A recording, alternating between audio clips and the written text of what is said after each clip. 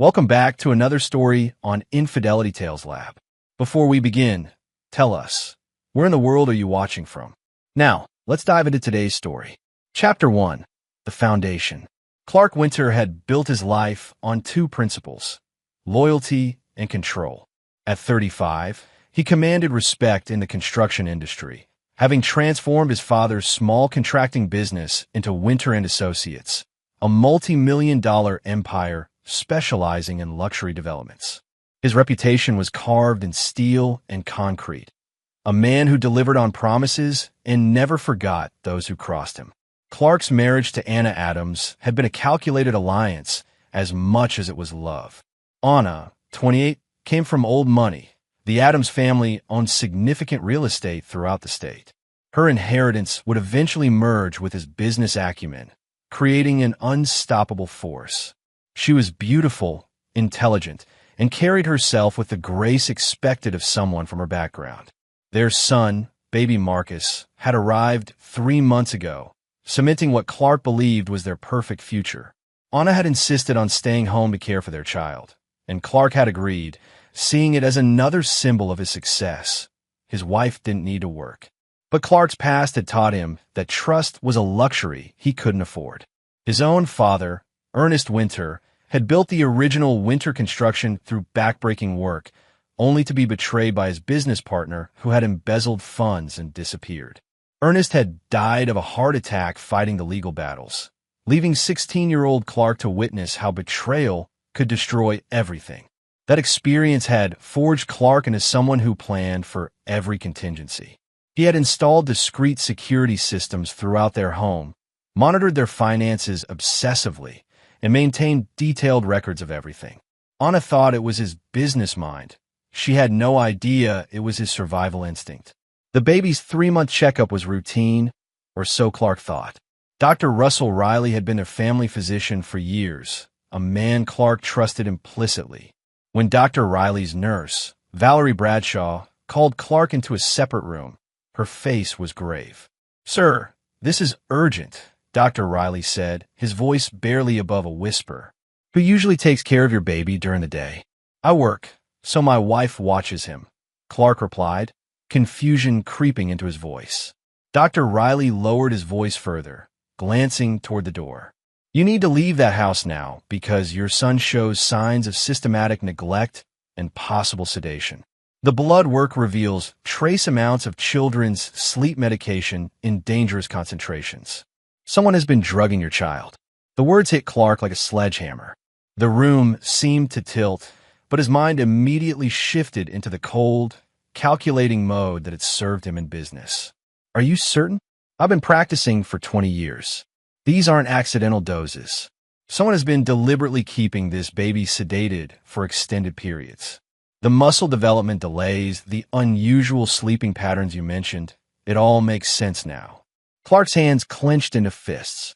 "What else?" "There are other concerns. Diaper rash that's been left untreated for days. Signs of dehydration. This baby has been severely neglected while appearing to be cared for superficially. I need copies of everything. Blood work, your notes, all of it." Dr. Riley nodded. "I'm obligated to report this to Child Protective Services." "Give me 12 hours, Clark said, his voice deadly calm. "Then make your report." Dr. Riley studied Clark's face and nodded slowly. He'd known Clark since he was a teenager dealing with his father's death. He recognized the look in Clark's eyes. It was the same expression Ernest Winter had worn when he discovered his partner's betrayal. Clark left the medical office with copies of the blood work hidden in his jacket. His mind was already working, piecing together the signs he'd missed. Anna's insistence that the baby was a good sleeper. Her frequent naps during the day when he called home. The baby's unusual lethargy that she'd attributed to normal infant behavior. But who was she hiding the baby's condition from, and why? The answer began forming in Clark's mind, and it burned like acid. Instead of going home, Clark drove to his office and began making calls. His first was to Dennis Hyde, a private investigator who specialized in domestic surveillance. Dennis had worked several cases for Clark's business, investigating potential business partners and employees. "I need everything on my wife," Clark said without preamble. "Everything. Clark, are you sure about this? I've never been more sure of anything in my life. As Clark sat in his office that night, staring out at the city lights, he made a promise to himself and to his son. Whatever Anna had done, whoever she was protecting by drugging their child, they would all pay. And Clark Winter never forgot a debt. Chapter 2. The Discovery. Dennis Hyde's preliminary report arrived within 48 hours, delivered personally to Clark's office after hours. Dennis, a former police detective with 20 years of experience, had seen everything, but the photos he spread across Clark's desk made even him uncomfortable. Your wife has been leaving the house every day between 10 a.m. and 3 p.m., Dennis began, his voice professional but strained. She doses the baby with liquid sleep medication around 9:30, waits for him to become unresponsive, then leaves. Clark studied the photographs with the same detached focus he applied to construction blueprints. Anna leaving their home. Anna entering a downtown apartment building. Anna in intimate embraces with a man Clark recognized. Luther Lindsay, Clark said, his voice flat. You know him? Clark leaned back in his chair. Luther Lindsay was Anna's college boyfriend, a man from a wealthy family who worked in high-end real estate development. Clark had met him at several social functions, had even done business with Lindsay Development Group. Luther was charismatic, handsome in an entitled way, and had always looked at Anna with barely concealed desire. They've been together since 2 weeks after the baby was born, Dennis continued. The apartment belongs to Luther. Based on the surveillance, they're not just having an affair, they're planning something bigger.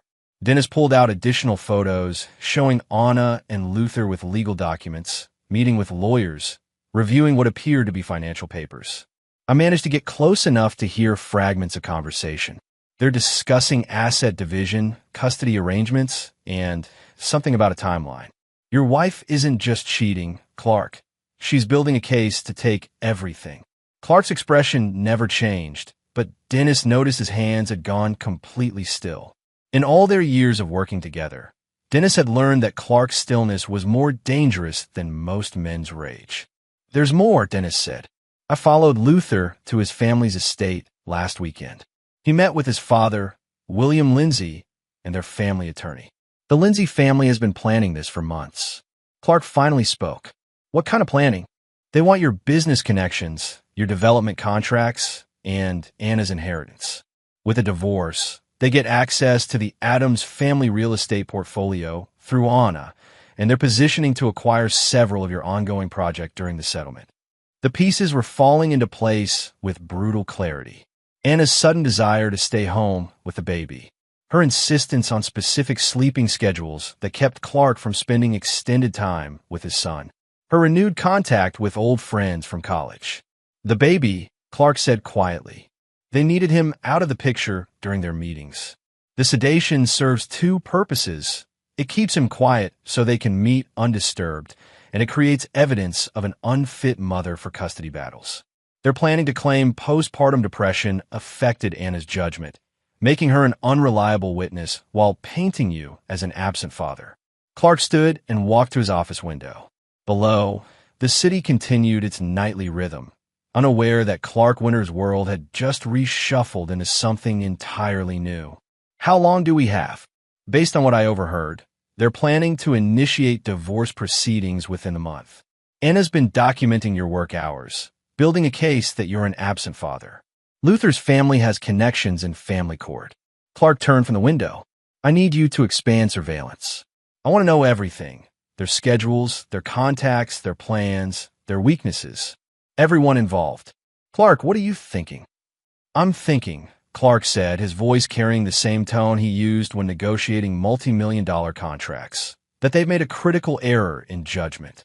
They've assumed I'm the same kind of man as Luther, privileged, soft, playing by rules that protect the wealthy. Dennis had worked enough cases to recognize the look in Clark's eyes. And you're not. I built my business from nothing, Dennis. I've dealt with corrupt contractors, crooked city officials, and competitors who try to sabotage my projects. Anna and Luther think this is about money and property. Clark's smile was cold. They have no idea what they've actually started. What do you need from me? Everything. Financial records, communication logs, family connections, business relationships, personal habits, security details. I want to know what they eat for breakfast and who they talk to about it. As Dennis packed up the surveillance photos, Clark made another call. Salvatore Bond? It's Clark Winter. I need to discuss a specialized construction project. Very specialized. Salvatore Bond owned Bond Security, a company that provided high-end security services for Clark's construction projects. But Salvatore's background was more complex. Former military, connections throughout the city's infrastructure, and a reputation for solving problems that required creative solutions. When can you meet? Clark asked. Tonight, if you need. I need. After Dennis left, Clark sat alone in his office, surrounded by the evidence of his wife's betrayal. But instead of anger, he felt something colder, more focused. Anna and Luther had made the mistake of threatening his son, his heir, his future, his bloodline. They were about to learn that Clark Winter didn't just build structures that lasted. He built consequences that lasted even longer. Chapter 3. The Architect of Ruin. Salvatore Bond arrived at Clark's office at midnight, his presence filling the room with the quiet intensity of a man accustomed to violence. Salvatore was built like a concrete pillar, solid, immovable, and essential to structures that needed to last. His security company was legitimate, but his methods often ventured into gray areas that regular law enforcement couldn't touch. Tell me, Salvatore said, settling into the chair across from Clark's desk. Clark laid out the situation with the precision of an architect reading blueprints. Anna's affair, the systematic drugging of their son, the planned destruction of his business and reputation. Salvatore listened without interruption, his dark eyes processing every detail. They think they're playing chess, Clark included, but they're actually sitting on a construction site, and I'm about to bring down the building. Salvatore leaned forward. What do you need? Luther Lindsay thinks he's untouchable because of his family name. I need to know every way he's vulnerable. Personally, professionally, legally. Same with Anna. I want pressure points. And then, Clark's expression never changed.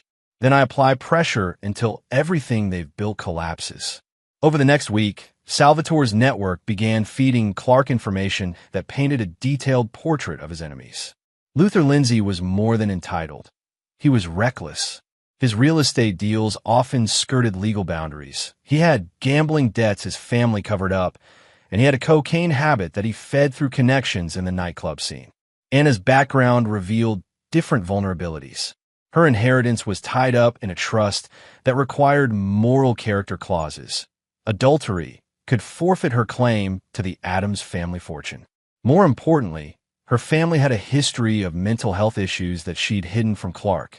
Her grandmother had been institutionalized, her mother had struggled with prescription drug addiction, and Anna herself had been treated for anxiety and depression in college. There's something else, Salvatore reported during their third meeting.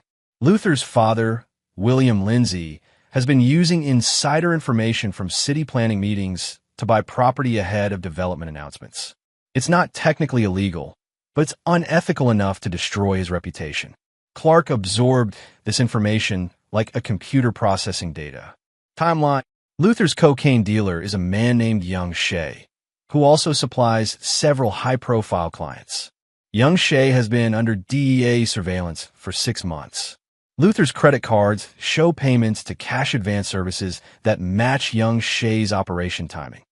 And Anna, her medical records show she's been getting anxiety medication from 3 different doctors without cross-referencing. It's prescription fraud, possibly addiction. The same medication she's been using on your son. Clark stood and walked to his office safe, removing a thick folder. I've been documenting every aspect of our marriage, our finances, and our business relationships. Anna thinks I'm obsessive about record keeping. She doesn't realize I've been building a fortress. He spread documents across his desk. Financial records showing Anna's unexplained absences from their joint accounts. Security footage from their home showing her leaving during times she claimed to be caring for the baby. Medical records documenting the baby's unusual symptoms that Anna had attributed to normal development. She's been building a case against me, Clark continued, but she's also been creating evidence against herself. Every lie can be documented. Every deception can be proven. Salvatore studied the documents. You're not just planning to defend yourself. You're planning to destroy them. They threatened my son. They drugged an infant to facilitate adultery and theft. Clark's voice dropped to a whisper. There is no forgiveness for that. There's only consequence. What's the plan? Clark pulled out architectural drawings, but these weren't for buildings. They were flowcharts showing relationships, timelines, and pressure points. He'd approached his revenge like a construction project, with phases, milestones, and structural dependencies. Phase 1. Isolation. Luther's cocaine habit becomes public knowledge. His family's insider trading becomes a scandal. Anna's prescription fraud and adultery surface. Their support systems collapse. Phase 2. Financial pressure. Luther's debts are called in simultaneously. Anna's inheritance is challenged based on the moral character clauses. Their liquid assets are tied up in legal proceedings. Phase 3. Legal consequences. The evidence of child endangerment ensures Anna loses custody permanently. Luther's drug connections lead to criminal charges. Their reputations are destroyed beyond repair. Salvatore was quiet for a long moment. And Phase 4. Clark's smile was arctic. Phase 4 is when they realized that everything they thought they knew about Clark Winter was wrong. That the successful businessman they tried to manipulate was just the surface. Underneath is something much more dangerous. What do you need me to do? Young Shea is going to have a very bad week. His operation is going to be exposed, his client list is going to become public, and Luther Lindsay's name is going to be at the top of that list. That can be arranged. Anna's multiple doctors are going to discover her prescription fraud simultaneously. Her family's lawyer is going to receive detailed documentation of her adultery and child endangerment. Also manageable. Clark leaned back in his chair, and William Lindsay is going to find out that his insider trading activities have been documented and that evidence has been provided to federal investigators. Salvatore stood to leave, then paused. Clark, once this starts, there's no going back. These people are going to be destroyed. Good, Clark said simply. They should have thought about that before they threatened my son. As Salvatore left, Clark remained in his office, surrounded by the plans for his wife's destruction. He felt no anger now. Anger was a luxury he couldn't afford. What he felt was purpose, cold and focused, and absolutely certain. Anna and Luther had made the mistake of thinking Clark Winter was just another wealthy businessman who would accept being cheated and stolen from. They were about to learn that underneath the expensive suits and corporate success was something much older, much harder, and completely without mercy. The construction of their ruin was about to begin. Chapter 4. The demolition begins. The first crack in Luther Lindsay's world appeared on a Tuesday morning when young Shea was arrested during a federal drug raid. The DEA had received an anonymous tip about his operation, complete with detailed records of transactions, client lists, and distribution schedules. Luther's name appeared in those records 47 times over the past 6 months. Clark watched the morning news coverage from his office, sipping coffee as reporters detailed the extensive drug network serving wealthy clientele. Luther's photograph appeared on screen as a person of interest, though charges hadn't been filed yet. Clark's phone rang. Dennis Hyde. It's starting, Dennis reported. Luther's father is in emergency meetings with lawyers. Anna called Luther 6 times this morning. He's not answering. And Anna, panicking.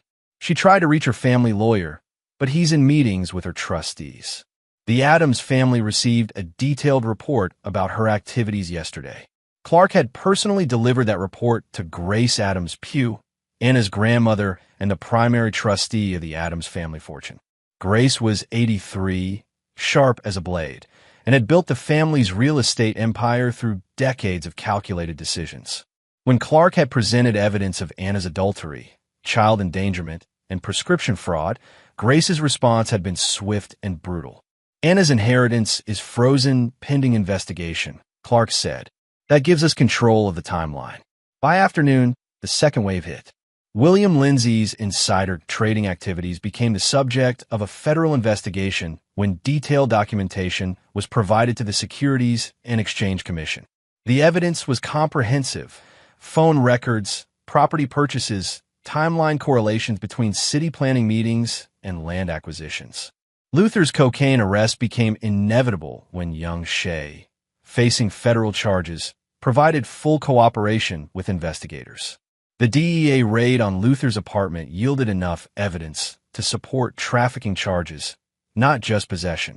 Anna's prescription fraud unraveled when Dr. Riley contacted the state medical board about discrepancies in her medical records. 3 different doctors had prescribed anxiety medication without coordinating care, creating a pattern of drug-seeking behavior that extended to her treatment of the baby. Clark's phone buzzed with a text from Anna. "We need to talk." "Emergency." He ignored it. By evening, Clark was ready for phase 2. He drove home for the first time in a week, parking in the driveway of the house he'd bought for his perfect family. Anna's car was gone. She was probably with Luther, trying to manage the crisis they didn't yet understand was just beginning. Clark entered through the front door and headed straight to the nursery. Baby Marcus was awake, alert in a way Clark hadn't seen in months. The baby's eyes tracked movement normally, and when Clark picked him up, Marcus didn't immediately fall asleep. "Hey there, son," Clark whispered. "Daddy's going to make sure no one ever hurts you again." Clark spent 2 hours with his son, feeding him, changing him, and documenting his normal responses on video. The contrast with Anna's descriptions of a lethargic, difficult baby was stark and damning. When Anna returned home at 10 p.m., she found Clark in the living room, baby Marcus sleeping peacefully in his arms. "Clark, we need to talk about how you've been drugging our son." Clark's voice was conversational, almost gentle. Anna's face went white. "I don't know what you mean." Dr. Riley explained everything. Blood work, medical records, the systematic sedation. "I know about Luther. I know about the affair. I know about your plans to destroy me and take everything." Anna's composure cracked. "It's not what you think. It's exactly what I think." Clark stood, still holding the baby. "You drugged our infant son to facilitate adultery and theft. You endangered a baby's life for sex and money." "I never hurt him. He was always crying, and you needed to meet your lover. So you poisoned our child." Anna's eyes darted around the room, looking for escape or explanation.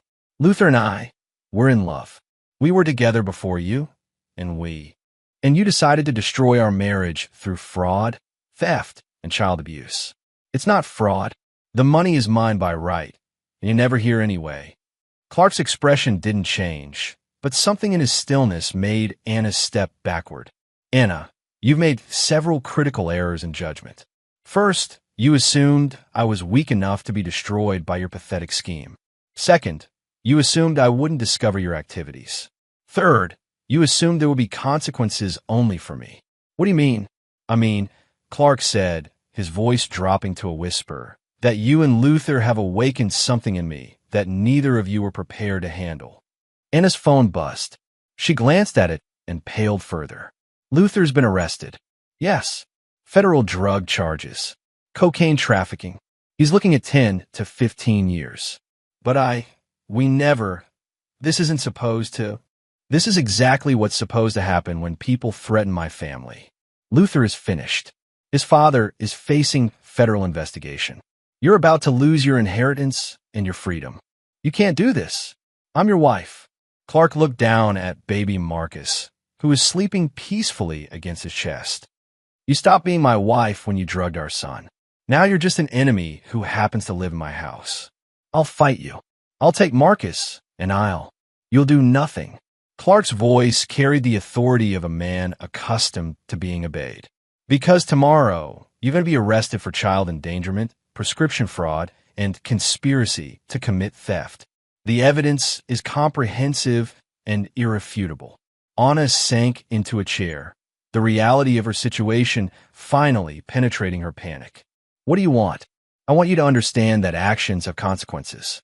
I want you to realize that you've destroyed your life for a man who won't even take your phone calls from prison. I want you to know that every day for the rest of your life, you'll remember the moment you decided to harm our son." Clark stood and headed toward the nursery. "Pack whatever you can carry. You have 20 minutes before I call the police." "Clark, please." 20 minutes, Anna. Use them wisely. As Anna scrambled to gather her belongings, Clark placed Marcus in his crib and activated the video monitoring system. Tomorrow, Child Protective Services would interview him as part of their investigation, but tonight, he wanted to spend time with his son in peace.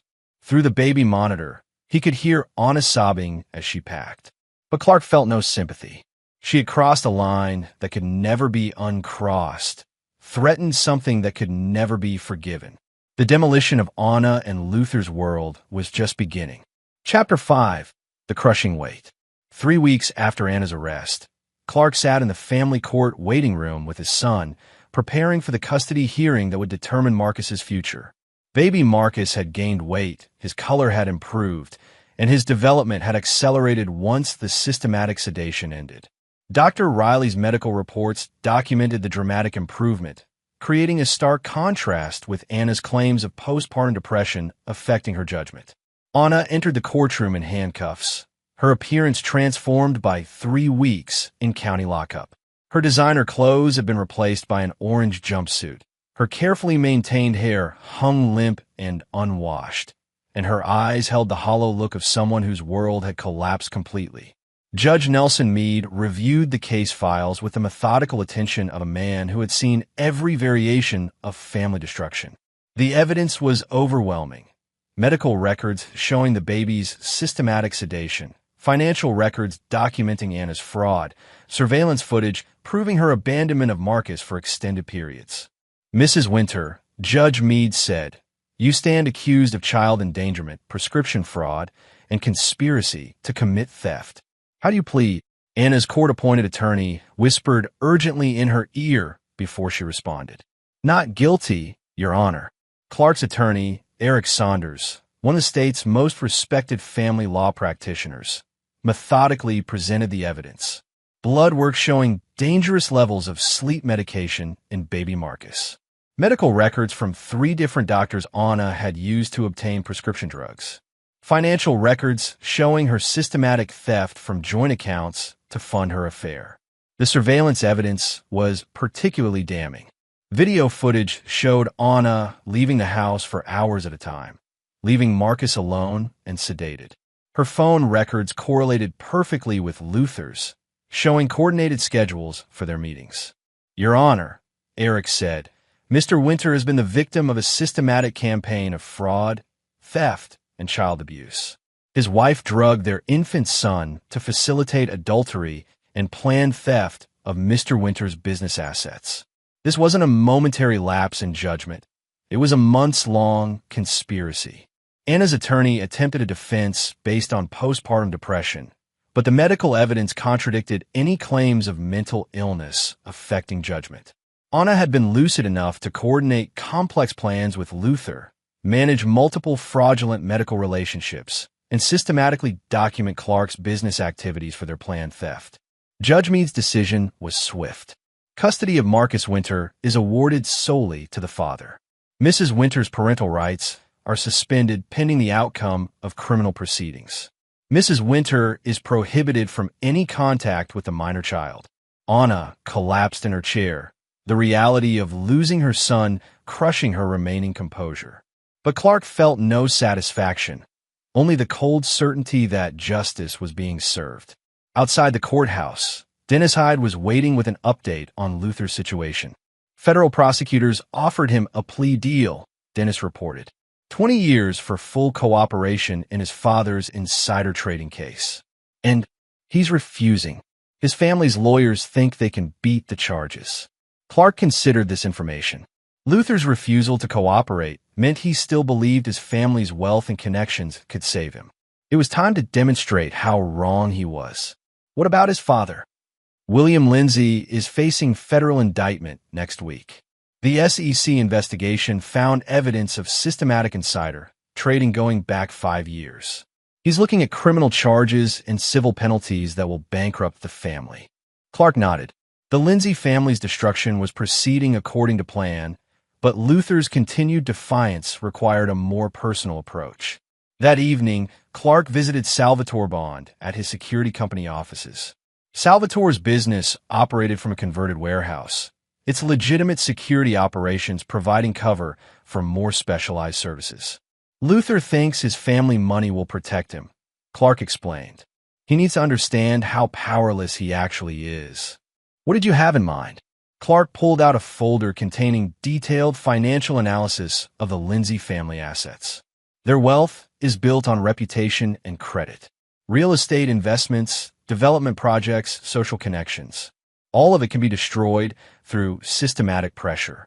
Meaning, every bank that holds Lindsay family mortgages receives detailed evidence of Williams' insider trading. Every business partner gets documentation of the family's federal investigation. Every social connection learns about Luther's drug trafficking and child endangerment conspiracy. Salvatore studied the documents. Social and financial isolation. Complete isolation. The Lindsay name becomes toxic in every circle they've ever moved in.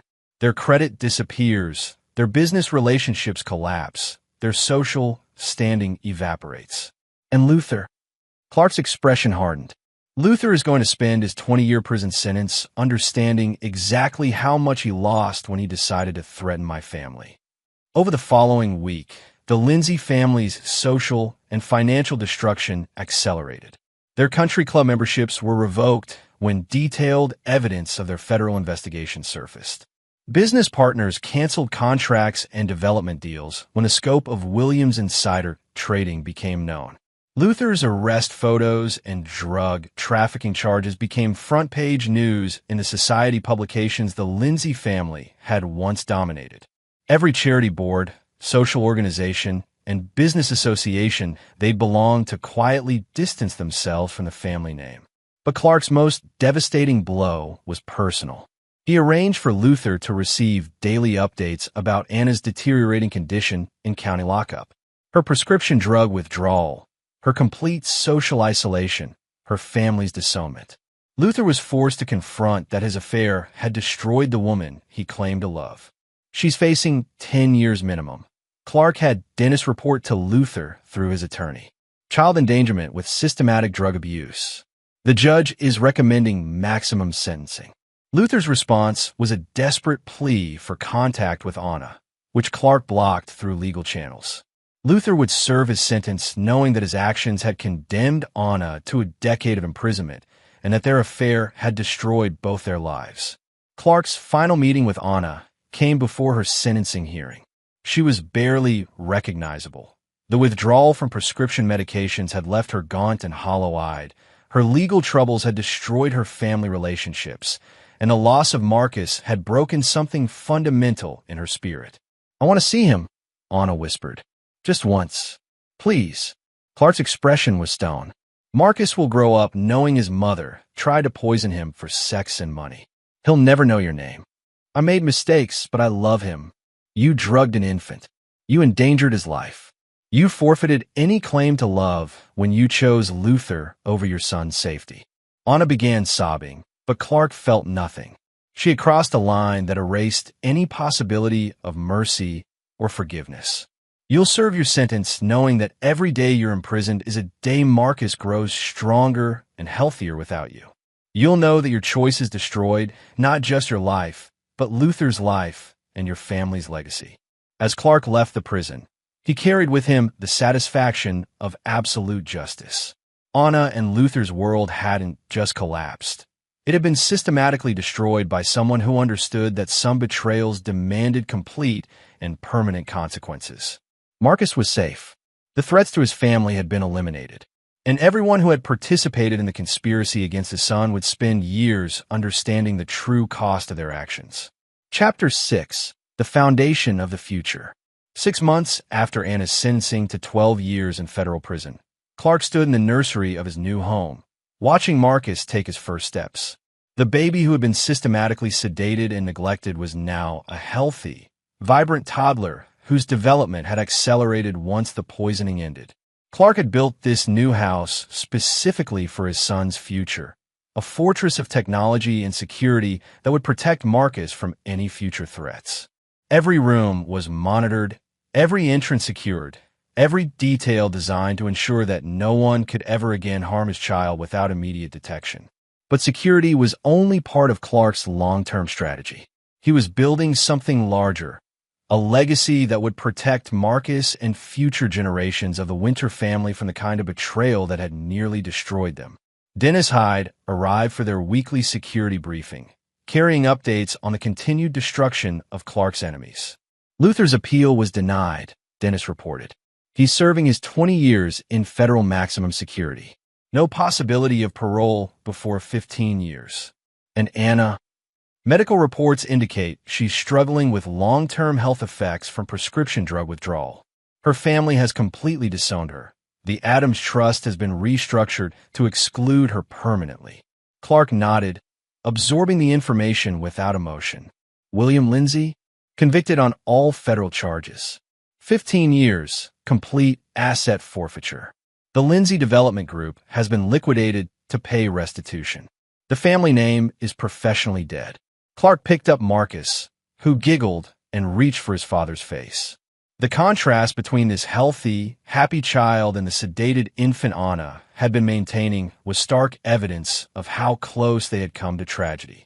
There's something else, Dennis continued. Isabel Ewing from the prosecutor's office wants to meet with you.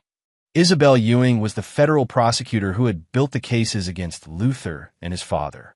Clark had worked with her extensively, providing evidence and testimony that had ensured their convictions. What does she want? She's building a task force focused on white-collar crime networks. She thinks your investigative work could be valuable for future cases. Clark considered this carefully. Working with federal prosecutors would provide him with resources and legal protection for future operations. It would also give him access to information about potential threats before they could develop. Schedule the meeting. That afternoon, Clark met Isabel Ewing at a secure conference room in the federal building. Isabel was in her 40s, with the focused intensity of someone who had built her career destroying criminals who thought wealth made them untouchable. Mr. Winter, Isabel began, your investigative work on the Lindsay conspiracy was exceptional. The evidence you provided was comprehensive enough to secure convictions without lengthy trials. I protect my family, Clark said simply. Whatever resources were necessary, I used them. We like to formalize that relationship. There are other networks like the Lindsays, wealthy families using insider information, prescription fraud rings, child endangerment cases hidden by money and social position. Clark leaned forward. What are you proposing? Consulting work. You'd have federal resources for investigations, legal protection for your methods, and access to intelligence about potential threats. In exchange, you'd help us build cases against networks that regular law enforcement can't penetrate. Why me? Because you understand how these people think, and you're willing to use methods that law enforcement can't officially employ. The Lindsay case showed that you can systematically destroy criminal networks through legal pressure, financial manipulation, and social isolation. Clark considered the offer. Working with federal law enforcement would provide legitimacy for his methods, while giving him resources to protect Marcus from future threats. It would also allow him to identify and eliminate dangers before they could develop. I'll consider it. That evening, Clark called Salvatore Bond to discuss the proposition. Federal consulting work, Salvatore mused. Legal cover for operations, access to intelligence networks, official protection for unconventional methods, and the ability to identify threats early, Clark added. If there are other networks like the Lindsays out there, I want to know about them before they can target my family. You're thinking long-term. I'm thinking about Marcus's future. I want him to inherit a world where the Winter name means something that can't be threatened or destroyed. Clark's phone buzzed with a message from his construction company foreman. A new project was ready to begin. The Winter Family Trust Building, a 20-story office complex that would house Clark's business operations and provide income for future generations. But this wasn't just a business venture. Clark was building an empire that would protect his bloodline from the kind of betrayal he'd experienced. Every business relationship would be carefully vetted, every employee thoroughly investigated, every potential threat identified and neutralized before it could develop. He was also planning Marcus's education, not just traditional schooling, but training in the kinds of skills Clark had used to destroy Anna and Luther. Investigation techniques, financial analysis, strategic planning, and the ruthless application of consequences for betrayal. Marcus would grow up understanding that the world was full of people who would try to use him, steal from him, or harm him for their own benefit. But Marcus would also grow up with the tools and resources to destroy anyone who made that mistake. As Clark tucked Marcus into bed that night, he made a promise to his son that went beyond typical parental protection. "You'll never be vulnerable the way I was," Clark whispered. "You'll never trust the wrong people or assume loyalty where none exists. And anyone who tries to hurt you will learn what happened to the last people who made that mistake." Marcus smiled and reached for his father's hand, unaware that his future was being built on the systematic destruction of those who had threatened his safety. Clark's transformation was complete. The successful businessman who had once believed in loyalty and trust had become something harder, more dangerous, and absolutely protective of his bloodline. He had learned that in a world full of predators, the only safety came from being the most dangerous predator of all. The foundation for Marcus's future was built on the ruins of Anna and Luther's lives, and Clark intended to keep building until no threat could ever reach his family again. Chapter 7. The Network Expands. 2 years after Anna's conviction, Clark had transformed his role as federal consultant into something approaching legend among law enforcement circles. His methods for dismantling criminal networks were studied at FBI training seminars, and his success rate in building prosecutable cases was unprecedented. Marcus, now 3 years old, was developing into a sharp, observant child who already showed signs of his father's analytical mind. Clark had begun teaching him basic observation skills disguised as games, identifying inconsistencies in stories, recognizing when people were lying, understanding the importance of documentation and evidence. Isabel Ewing arrived at Clark's office for their quarterly review meeting, carrying files on their latest successful prosecution. "The Rollins prescription fraud network is completely dismantled," Isabel reported. 16 convictions, including 3 doctors and 2 pharmacy owners. Their operation was generating $2 million annually in illegal prescription sales. Clark reviewed the case summary. The Rollins network had been similar to Anna's operation. Wealthy individuals using multiple medical sources to obtain controlled substances, often to facilitate other criminal activities. Clark's investigation had systematically identified every participant, every transaction, and every vulnerability in their operation.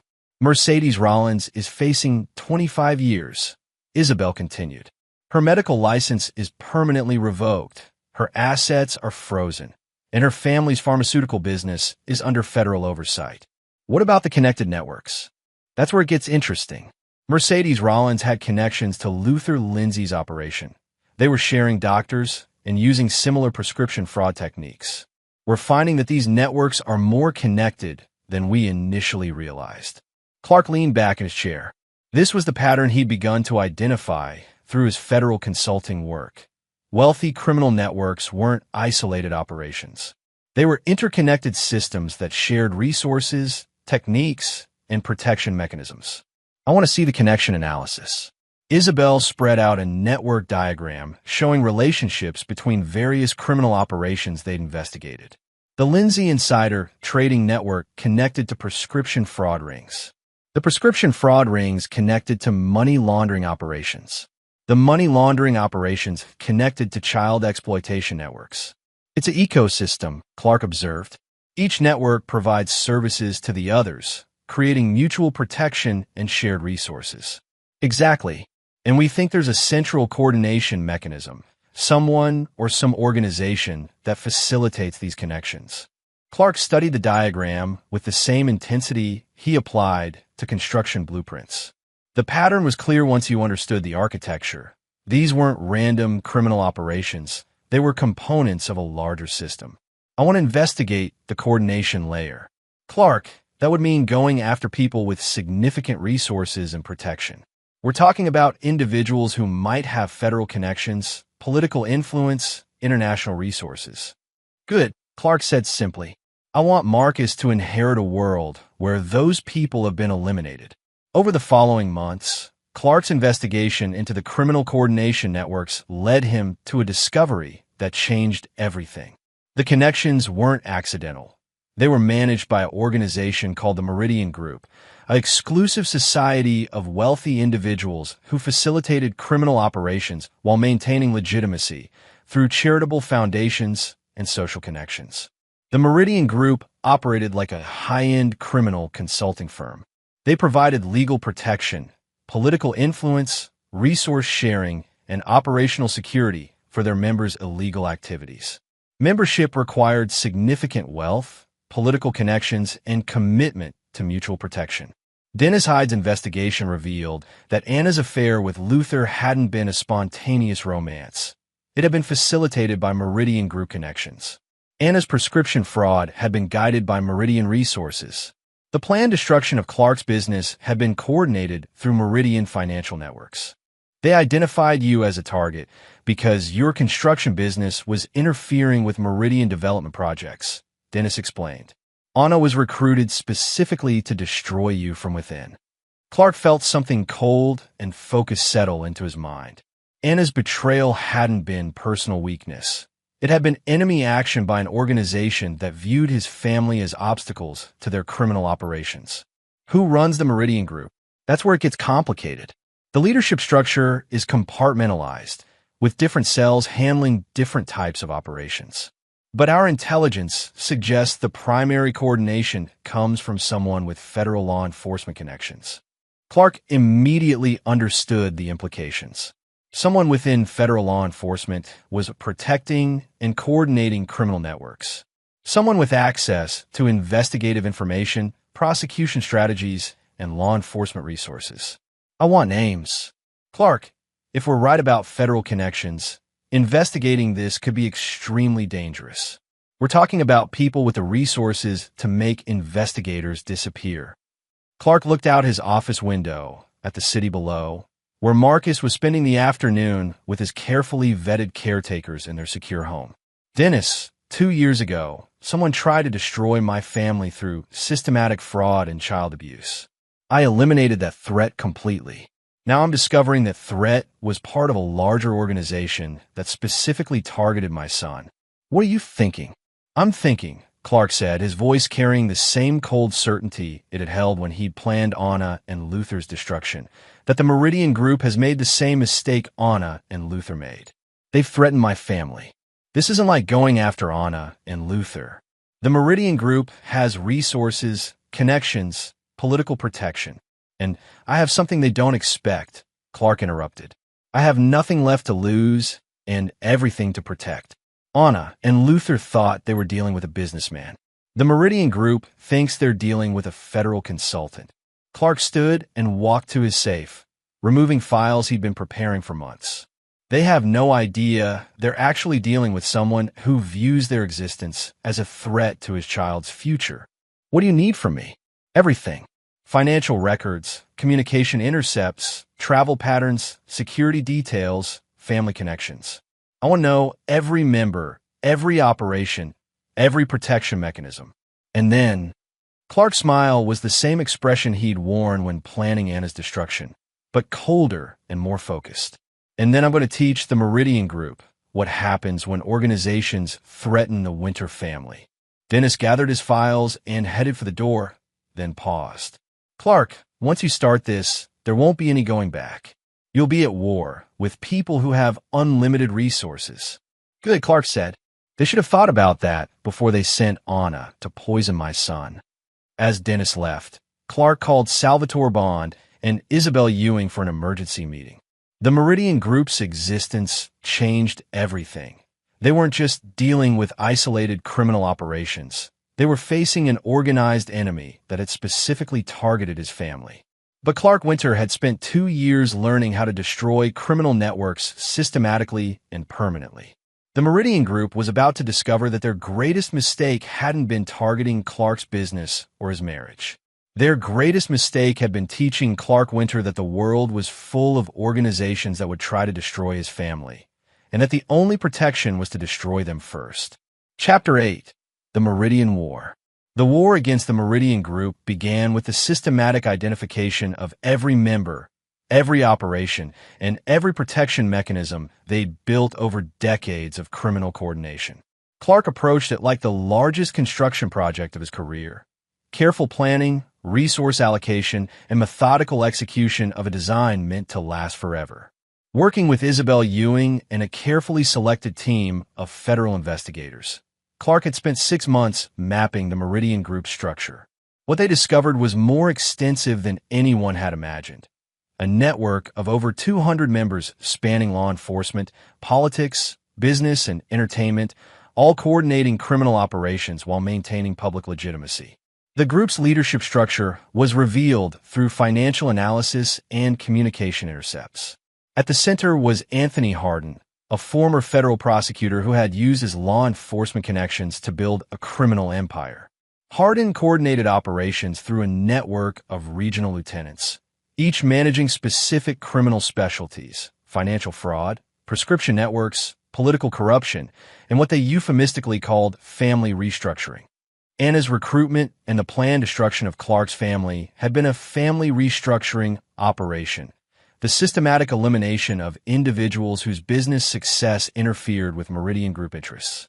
Hardin has been using federal investigative resources to identify targets, Isabel explained during their secure briefing. He accesses investigation files, prosecution strategies, and law enforcement intelligence to protect Meridian operations while targeting their enemies. Clark studied the organizational chart with the same focus he'd applied to Anna's destruction, but the scale was enormously larger. The Meridian Group had resources, political connections, and protection mechanisms that made Luther Lindsay's family wealth look insignificant. How do we dismantle something this large? We don't dismantle it, Clark said. We destroy it completely. Salvatore Bond had been recruiting resources for months, building a network of investigators, financial analysts, and tactical specialists. But this operation required something beyond Salvatore's usual capabilities. We need federal protection and legal authority, Salvatore reported. The Meridian Group has connections in local law enforcement, state politics, and federal agencies. Traditional investigation methods will be compromised. Clark had anticipated this problem. Isabel, I want to propose something unprecedented. What did you have in mind? A joint federal task force with complete operational security. Handpicked personnel with no prior federal connections, unlimited investigative authority, and legal protection for unconventional methods. Isabel considered the proposal carefully. You're talking about a black operation with federal legitimacy. I'm talking about the systematic destruction of a criminal organization that has infiltrated federal law enforcement. Normal methods won't work because they control normal methods. Over the following weeks, Clark and Isabel assembled their task force. 20 investigators, analysts, and tactical specialists, all carefully vetted and completely isolated from standard federal bureaucracy. Their base of operations was Clark's construction company headquarters, modified with security measures that rivaled federal facilities. The task force's first target was Russell Riley, the doctor who had discovered Anna's systematic sedation of Marcus. Riley had become a key witness in multiple Meridian prosecutions, and Clark had learned through intelligence intercepts that the Meridian Group was planning to eliminate him. They can't allow Riley to continue testifying, Clark explained to his team. His medical evidence is destroying their prescription fraud networks.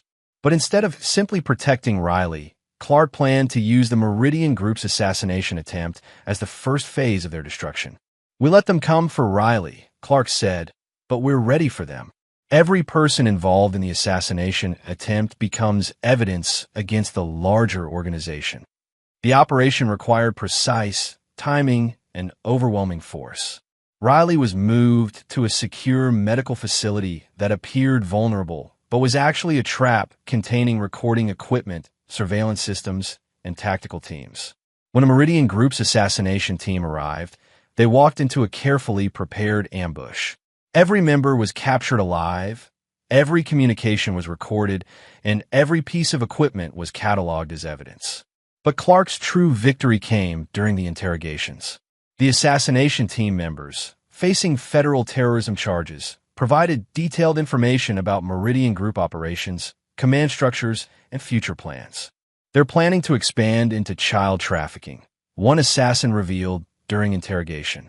Anthony Hardin has connections with international networks. They want to use prescription fraud and family restructuring operations to identify vulnerable children. The revelation that the Meridian Group was planning to expand into child trafficking transformed Clark's mission from business protection to something more fundamental: the elimination of a threat to children everywhere, including his son. No more careful investigation, Clark announced to his task force. We move to direct action against every Meridian Group member simultaneously. What followed was the largest coordinated law enforcement operation in federal history. Simultaneous raids on over 200 locations, coordinated arrests of Meridian Group members, and the seizure of assets worth over $2 billion. Anthony Hardin was arrested in his federal office, where he'd been using government resources to coordinate criminal operations. The evidence against him was overwhelming: recorded communications, financial records, testimony from dozens of co-conspirators. But Clark's personal satisfaction came from the arrest of Dr. Maurice Sanford, one of the doctors who had been providing Anna with prescription medications. Dr. Sanford had been recruited by the Meridian Group specifically to facilitate family restructuring operations through systematic child sedation. She was supposed to provide medical cover if your son had died from the sedation, Isabel reported. The plan was to claim sudden infant death syndrome while covering up the systematic poisoning. Clark felt the same cold fury he'd experienced when discovering Anna's betrayal, but magnified by the understanding that Marcus's life had been threatened by an entire organization. What's her sentence? Life without parole. Child endangerment with conspiracy to commit murder. She'll die in federal prison. The Meridian Group's destruction was complete within 6 months. Anthony Hardin received multiple life sentences. Regional lieutenants were sentenced to decades in federal prison. Financial assets were seized and distributed to victims of their operations. But Clark's final act of justice was personal.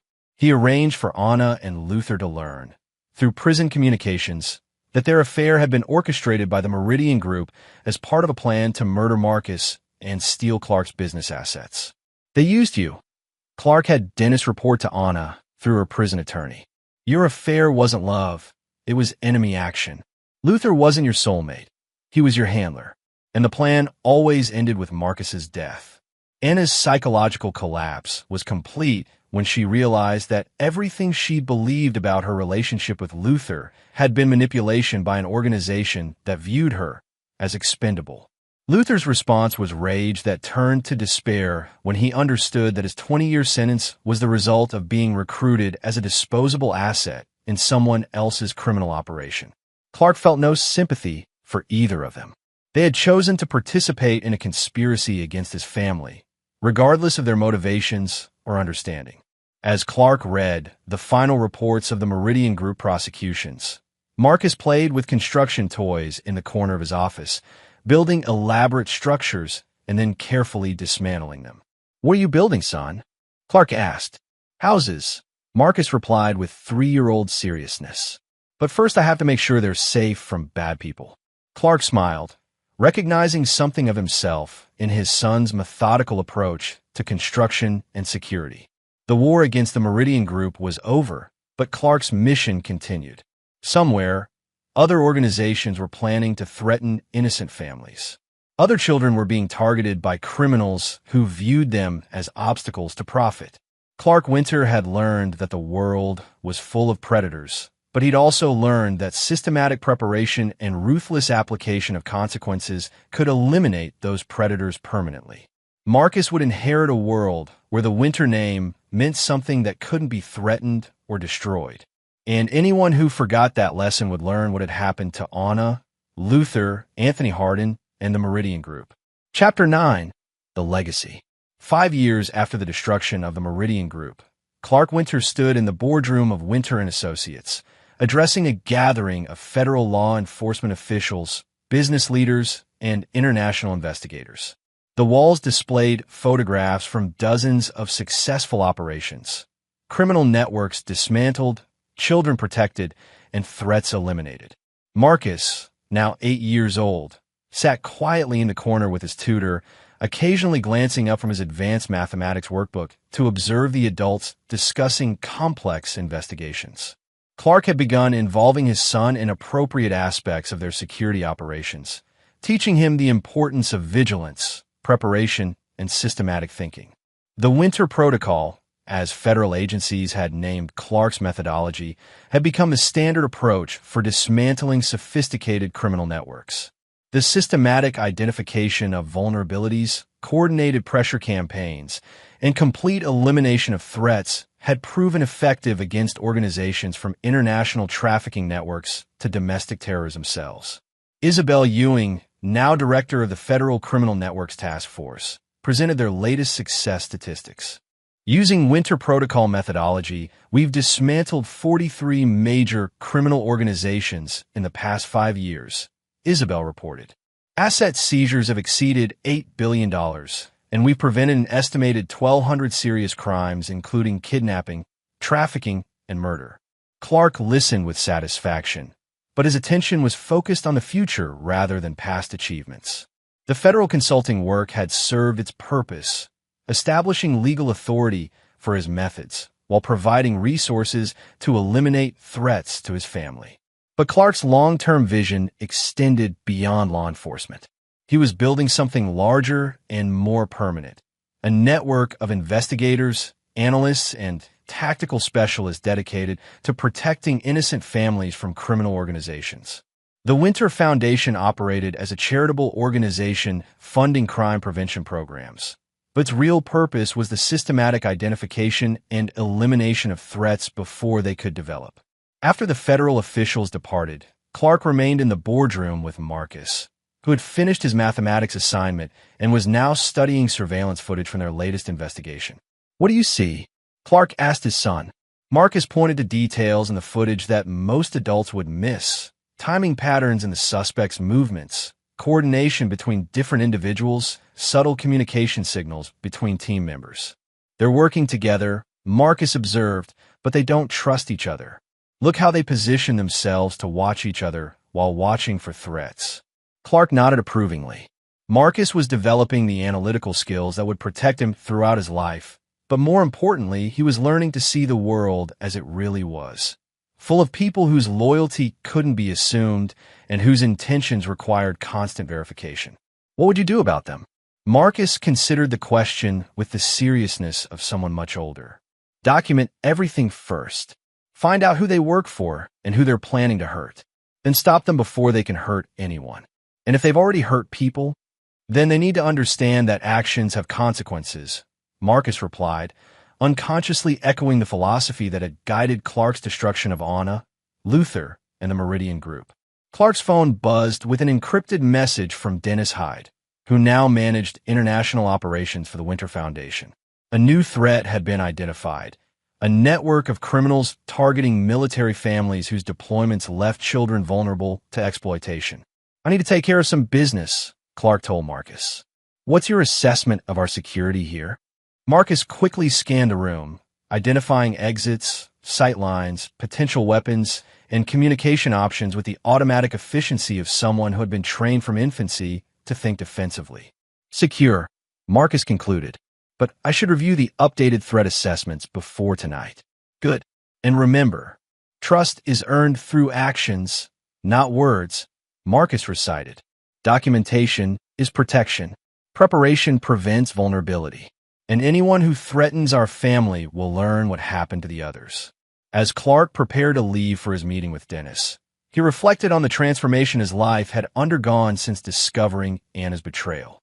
The successful businessman who had once believed in loyalty and trust had become something harder, more dangerous, and absolutely protective of his bloodline.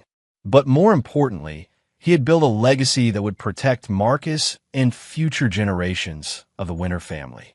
Every criminal organization they dismantled made the world safer for innocent families. Every threat they eliminated meant fewer children would suffer what Marcus had endured during those months of systematic sedation. Anna was serving the 7th year of her 12-year sentence, her health destroyed by prescription drug withdrawal and the psychological trauma of realizing she'd been manipulated into poisoning her own son. Luther was halfway through his 20-year sentence, his appeals exhausted and his family name permanently destroyed. Anthony Hardin had died in federal prison 2 years earlier, killed by inmates who learned he'd been planning to traffic children. The other Meridian group members who had survived their sentences lived in constant fear that their past actions would be discovered by fellow prisoners. Clark felt no satisfaction in their suffering, only the cold certainty that justice had been served and threats had been eliminated. His phone rang with a call from Grace Adams Pugh, Anna's grandmother and the current head of the Adams Family Trust. "Clark," Grace said, her elderly voice still sharp with authority. "I wanted to inform you that the trust has established a scholarship fund in Marcus's name. It will provide education funding for children who have survived family abuse situations." "That's generous, Grace. It's appropriate. The Adams family failed Marcus when we failed to protect him from Anna's actions. This is our attempt to ensure other children receive the protection Marcus deserved." After the call ended, Clark looked out his office window at the city below, where Marcus was safely attending his private school under discreet but comprehensive security protection. The world was still full of people who would try to use, steal from, or harm innocent families. But it was also full of people like Grace Adams Pugh, Isabel Ewing, and the federal investigators who had chosen to fight against criminal networks rather than profit from them. Clark Winter had learned that the only protection from predators was to become a more dangerous predator. But he had also learned that systematic preparation, ruthless application of consequences, and absolute commitment to protecting innocence could eliminate threats permanently. Marcus would inherit a world where the Winter name meant something that couldn't be threatened or destroyed. He would also inherit the knowledge, skills, and resources necessary to protect that legacy against any future threats. As Clark prepared to leave for his meeting with Dennis about the military family trafficking network, he made the same promise he'd made every day since Anna's arrest. Anyone who threatened his family would learn what had happened to Anna, Luther, Anthony Hardin, and the Meridian Group. The Winter legacy was built on the systematic destruction of those who preyed on innocence, and Clark intended to keep building until no threat could ever reach his family again. Some betrayals could never be forgiven. Some actions demanded permanent consequences, and some legacies were worth any price to protect. Clark Winter had paid that price, and Marcus Winter would inherit a world made safer by his father's ruthless commitment to justice. And there you have it. Another story comes to an end. What did you think? I'd love to hear your thoughts in the comments below. If you enjoy this story, consider joining our community by subscribing. It means the world to us. For more stories like this one, check out the recommended videos on screen, and I'll see you there.